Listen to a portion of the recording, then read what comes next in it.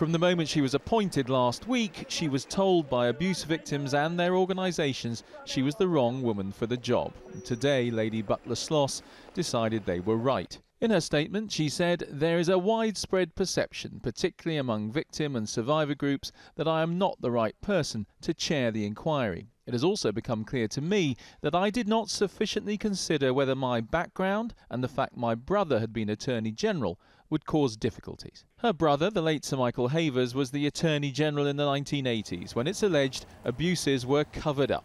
Today, one MP who's driven calls for an inquiry welcomed her resignation. And she would have known that it would have made it harder for very vulnerable survivors to come forward to the inquiry. And as her resignation statement said, she wants the inquiry to be thorough and wide-reaching, and I think she realised that she might make that more difficult, and that's why she's gone. The inquiry must have the confidence of the public to convince them that it is not itself part of some establishment plot to cover up wrongdoing. Those who work with abuse victims said they have been hearing concerns since last week.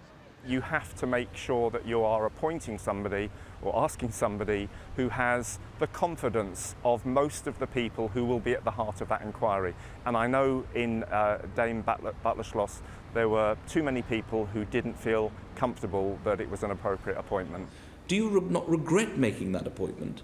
It's been a bad day for the Home Secretary, who by coincidence was up in front of a committee of MPs today, but she refused to say that she'd got this one wrong.